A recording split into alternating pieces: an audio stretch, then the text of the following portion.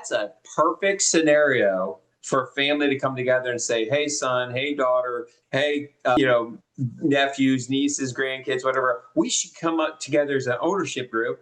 The kids may only have 100 grand they can put in, but hey, mom and dad have this, everybody has that. We can pull together 1.2, 1.5, and all of a sudden that's yielding. And that's the other thing I want to talk about too, is how does the rent, so the rental income comes in top line, you have your operational expenses. I'm assuming there's some sort of management, that you charge. Yeah. Do they have to take distributions every year, or how does that work with the cash flow? Because I'm sure there's going to be people who are wondering, how does that all work with these units? Do they turn profit, or they pretty much, do you try to break them even?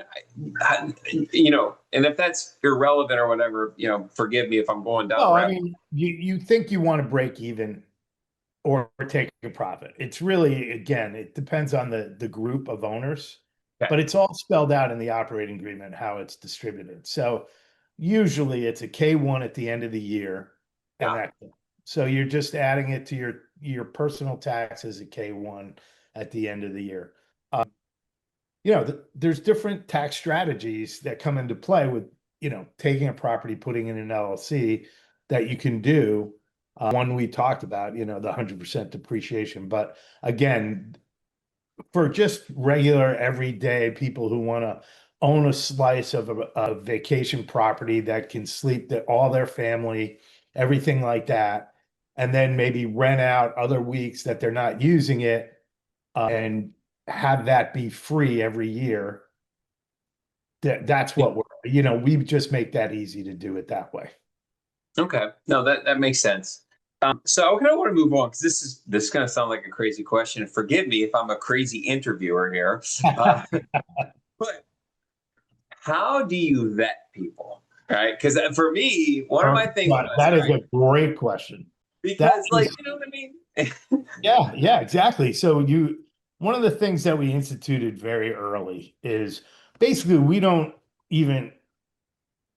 hardly converse with anyone that's not Plum certified.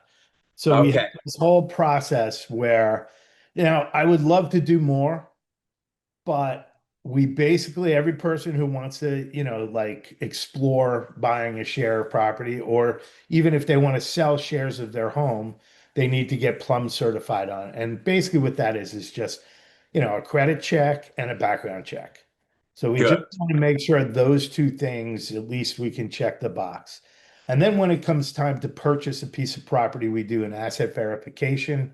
So we make sure they have the assets in the bank, and we also do a confirmation of income. So we know that they can afford the month to month. So they not only have the cash, but they also have the income.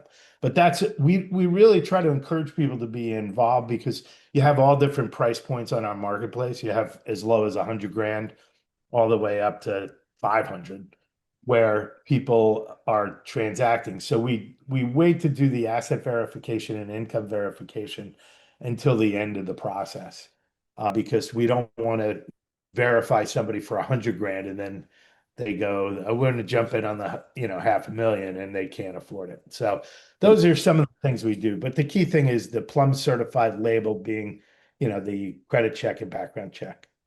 I just sort of want to make sure I don't have a serial killer in my group. Exactly. No Same with me.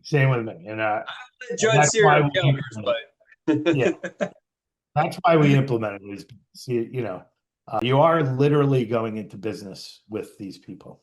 You are, and I can see that being sort of, for some, maybe a stumbling block. But I think that the opportunity, and I think more importantly, this is what you're building, and what Plum, I see so much value in it, because you are there as a true partner, mitigating as much as you can some of these problems